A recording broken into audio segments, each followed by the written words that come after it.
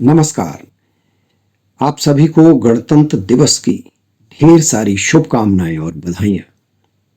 हमारे देश की आज़ादी में जिन जिन की भूमिका रही है उनमें साहित्यकारों का भी एक बड़ा योगदान रहा है। उन साहित्यकारों में आज हम बात करते हैं प्रेमचंद की। प्रेमचंद अपनी कहानियों के माध्यम से, उपन्यासों के माध्यम से जनता को ये बताते रहे हैं कि किस प्रकार से उन्हें बुराइयों से, अंधविश्वासों से छुटकारा पाना है। और यह भी एक बड़ी स्थिति होती है, नहीं तो लोग अंधविश्वासों में ही डूबे रहते हैं। तो जो कार्य प्रेमचंद अपनी कहानियों के माध्यम से भारत में कर रहे थे, वही कार्य रूस में रह करके रूस के बड़े कहानीकार, जो कि प्रेमचंद के समकालीन भी थे, वो अपनी कहानियों के माध्यम से कर रहे थे, और वे थे मैक्सिम गोर्की। मैक्सिम गोर्की और प्रेमचंद दोनों में अद्भुत साम्य भी है। दोनों की विमाताएं थीं। दोनों ने गरीबी में जीवन यापन किया, बचपन उनका गरीबी में बीता। दोनों ने अपनी लेखनी के साथ कोई समझौता नहीं किया। बुराइयों से दोनों लड़ते रहे अपनी कहानियों के माध्यम से। जिस तरह से प्रेमचंद अपने देश में, भारत में लोकप्रिय है, उसी तरह से गोर्की, जिनको गोर्की भी कहा जाता है, वो रूस में बहुत लोकप्रिय है। रूस में जो लेखक होते हैं, जो साहित्यकार होते हैं, उनके जो घर हैं उनको संग्रहालय बना दिया गया। ये जानकारी शायद बहुत सारे लोगों को होगी या नहीं होगी। तो रूस के मॉस्को में लंबे समय से रह रही प्रगति टिप्पणीस, जो कि रूसी की जानकार हैं, रूसी की विशेषज्ञ हैं, आज हमारे बीच में हैं। तो हम उनसे थोड़ी सी बात करेंगे कि उन्होंने गोर्की के घर का कई बार भ्रमण किया है, वहाँ गई हैं, उनके इस घर को देखा है। तो आज हम उनसे बात करेंगे और ये अद्भुत क्षण हम समझते हैं कि हमारे दर्शकों के लिए बहुत महत्वपूर्ण होंगे। तो चलिए बात करते हैं प्रगति टिप्पणीस जी से, जो कि मॉस्को में रहती हैं। आज हमारे बीच में उपस्थित हैं मॉस्को, रूस से प्रगति टिप्पणीस जी। प्रगति टिप्पणीस जी मॉस्को में रह करके बहुत बड़ा काम कर रही हैं, हिंदी और रूसी को लेकर के। रूसी की ये विशेषज्ञ हैं, हिंदी की तो विशेषज्ञ हैं ही। तो ये हमारा सौभाग्य है कि आज ये हमारे यहाँ पधारी हैं, और ये समय बहुत महत्वपूर्ण है जो कि हम इनसे कुछ बात कर सकें प्रगति जी से। तो स्वागत है प्रगति जी आपका। नमस्ते। नमस्कार प्रगति जी। आज हम बात करना चाहेंगे कि आप वहाँ मॉस्को में या रूस में जो गोर्की जी का घर है जी, गोर्की और प्रेमचंद, भारत के प्रेमचंद, और ये भी कहा जाता है कि रूस के गोर्की और भारत के प्रेमचंद, इनकी कहानियों में बड़ी समानता है। उसी तरह कहानियाँ वो भी लिखते रहे हैं। गोर्की के घर के आपने वहाँ आप गए हैं, तो क्या आप कहना चाहेंगी किस तरह का उनका घर है, इस समय क्या स्थिति है, कहाँ पर है, कैसा है, क्या रखरखाव है, और आज इतने समय के बाद में उसकी क्या स्थिति है? तो आप ये विस्तार से बताएं। हाँ, नमस्ते व्योम जी, आपने बहुत अच्छा सवाल पूछा है।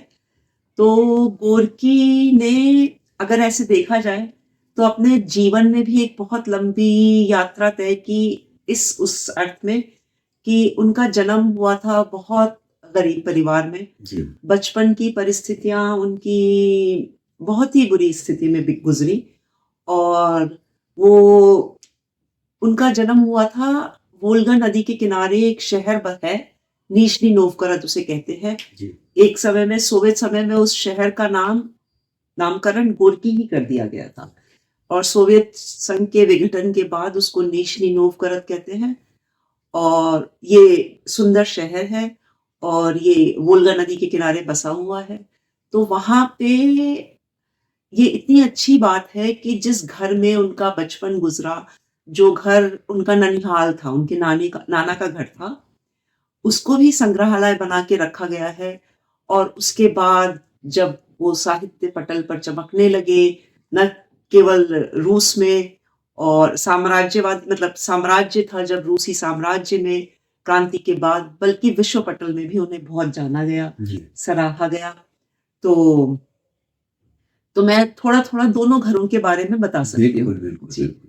तो व्योम जी जो उनका बचपन का घर है ना, उसमें जब हम घुसते भी हैं, हमारी छोटी हाइट वाले लोग भी, हम्म, तो सर झुका के घुसना पड़ता है। कमरे बिल्कुल छोटे-छोटे होते थे। अच्छा। हाँ, और रूस में चूँकि ठंड बहुत पड़ती है, तो एक ऐसे उसको आप अगर अनुवाद करेंगे तो भट्टी कह सकते हैं।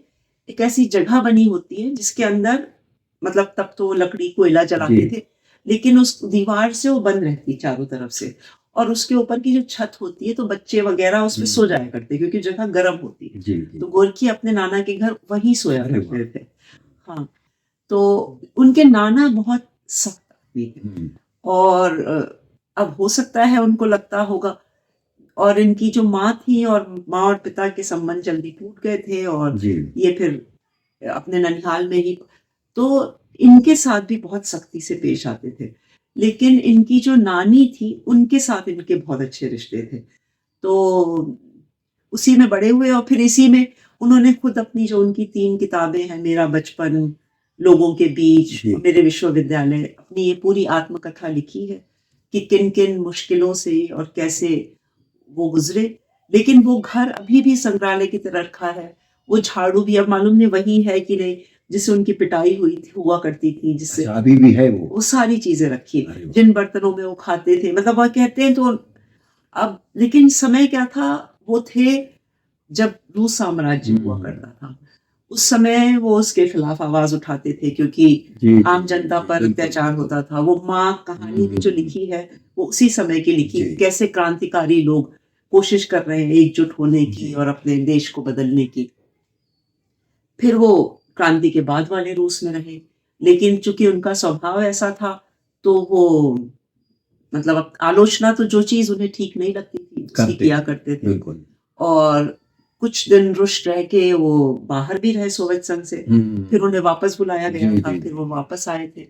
तो दूसरा जो उनका घर है वो आलीशान घर है, वो उसी अच्छा शहर में है। हाँ, तो उस घर में भी वो रहे। हाँ, उस घर में रहे, उस घर में बहुत बड़े बड़े लोग आया करते देखिए प्रगत जी कितना एक समानता ही है। प्रेमचंद जी भी विमाता उनकी भी थी जी। और गोरकी की भी थी। और जिस तरह के समाज की जो विद्रूपताएं हैं उनको कहानियां में जो ढाल रहे थे प्रेमचंद जी भारत में और गोरकी रूस में। तो रूस में जो गोरकी का घर है, आपने दोनों घरों के दर्शन किए हैं, आप दोनों घरों में आपका जाना आना रहा है, मैंने आपके फोटो भी देखे हैं। तो जो नया घर है उसमें जब गोरकी रहे तो उसमें क्या स्थिति है आज? आप जब आपने वहां गए तो आपको क्या लगा कि वहां क्या क्या चीजें संजो करके रखी गई हैं? और रूस में इस तरह के क्या कोई व्यवस्था है कि जो लेखक हैं, जो रचनाकार हैं, साहित्यकार हैं, उनके घरों को या उनकी स्मृतियों को सजा करके रखा जाता है, ऐसा है क्या? आपका सवाल बहुत अच्छा है। तो मैं पहले गोरकी जी के घर के बारे में बता जी देती जी हूँ। तो उनका जो ये घर था, ये उस घर की तुलना में काफ़ी बड़ा है, कमरे बड़े-बड़े हैं, जी। हवादार हैं, कई सारे कमरे हैं। चूँकि उनका नाम हो गया था, तो उनके पास मिलने वाले बहुत आया करते थे, देश से भी और जी विदेश जी से भी।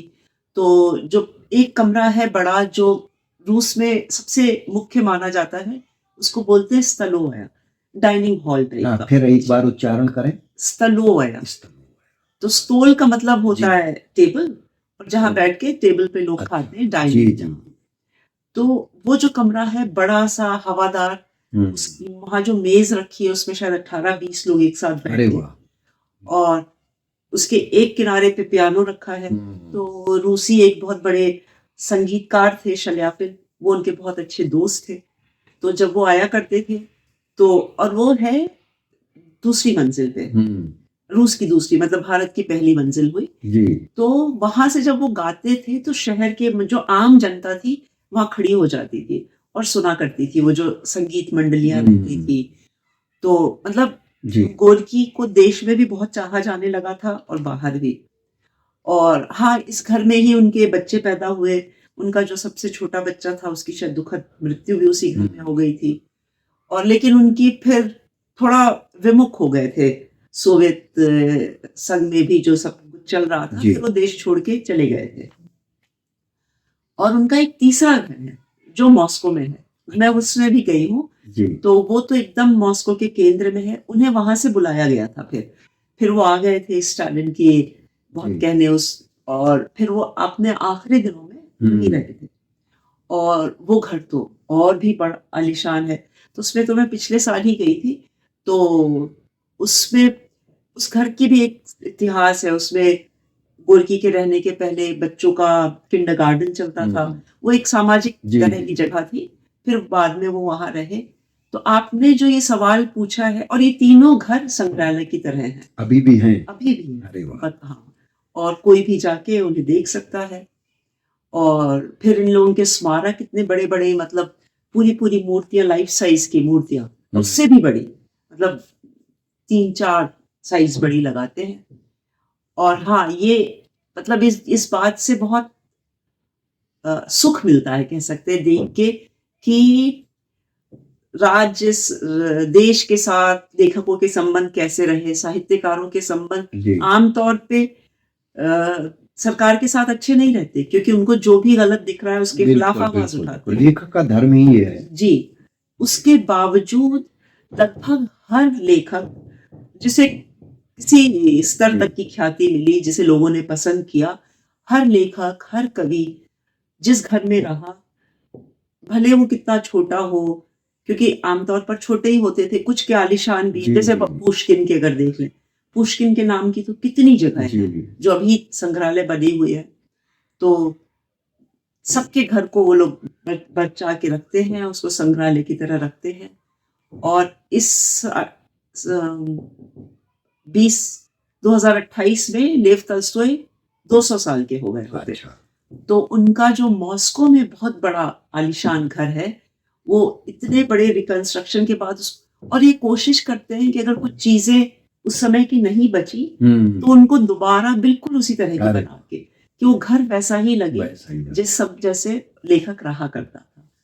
तो बस इस वीडियो के माध्यम से शायद व्योम जी हम ये कह सकते, गुजारिश कर सकते, कि हमारे भी देश के जो बड़े अरे बड़े वाह! लेखक कवि हैं, उनके घरों को बचा के रखा जाए, उनकी मरम्मत की जाए और उनको संग्रहालय बनाया जाए। बिल्कुल, बिल्कुल। अच्छा, रूस में कुछ ही लोगों के, कुछ ही साहित्यकारों के घरों को सुरक्षित रखा गया, या लगभग सभी के घरों को रखा गया है?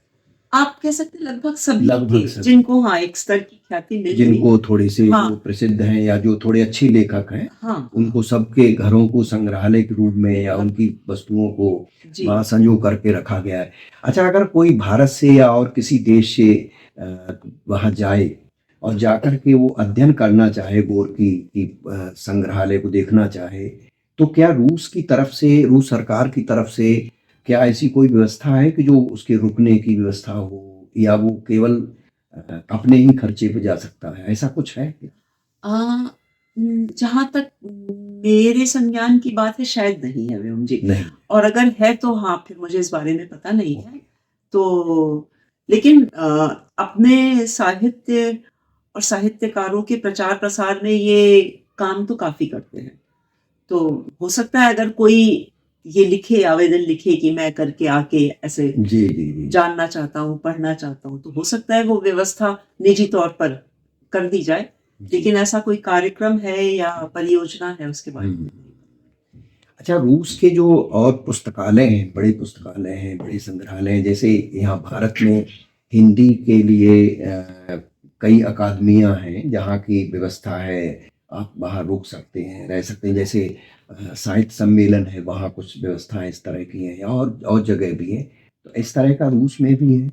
अच्छा, ये भी एक अच्छा सवाल है, और इससे भी गोरकी जुड़े हुए हैं।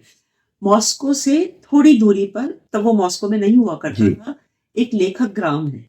अच्छा। और लेखक ग्राम है, और ये लेखक ग्राम भी इनकी ही अवधारणा के उस पर खुला था, जब ये लौट के आ गए थे वापस सोवियत यूनियन। इटली से बुलाए जाने पर। तो इन्होंने कहा था स्टालिन से, तब के जो राष्ट्रपति थे, कि हमारे जो ये लेखक हैं, इन लोगों को एक ऐसा वातावरण दिया जाना चाहिए जहाँ सब लेखक के पास अपने घर हो, और मतलब वो जब तक जिंदा है वो वहाँ रहते थे लेखक, और वहाँ बैठकर लिखे वो, और फिर एक ऐसी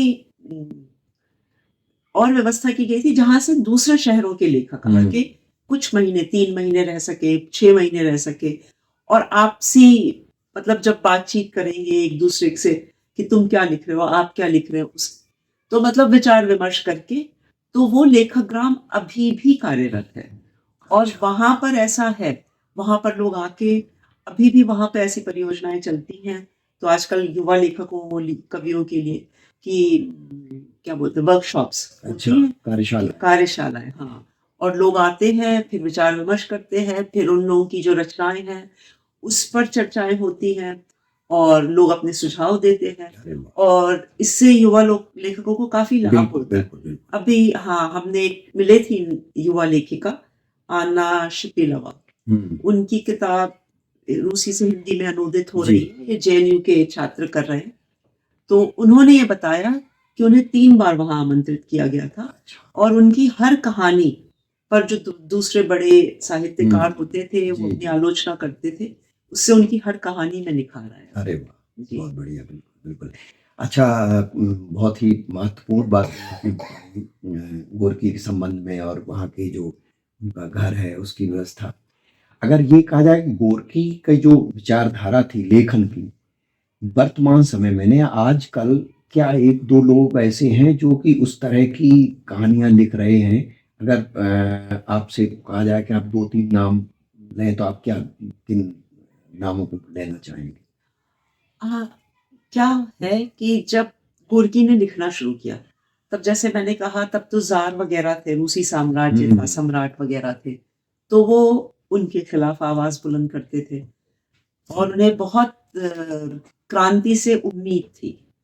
लेकिन जो काम होता है, और क्रांति हुई, लेनिन की बड़ी-बड़ी योजनाएँ थी, जी। परियोजनाएँ थी, लेकिन उनकी भी असमय मृत्यु हो गई। और उसके बाद लेकिन उन्हें थोड़ा विमोह सा हो गया था कि जो कहा गया वैसा नहीं हो रहा है, और हाँ, तो उन्होंने उसके खिलाफ भी लिखा।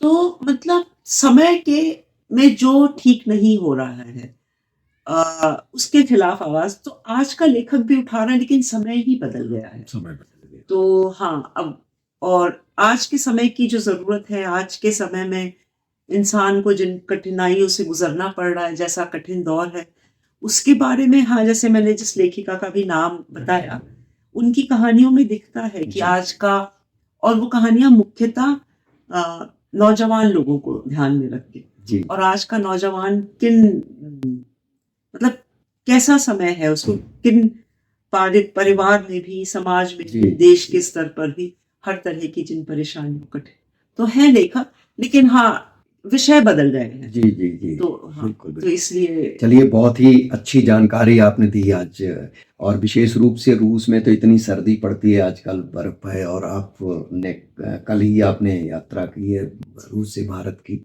भारत में भी सर्दी तो है ही, लेकिन थोड़ी-सी आज कम है। तो बहुत ही बढ़िया आपने सारी चीज़ें जो बताई, आपका बहुत-बहुत धन्यवाद।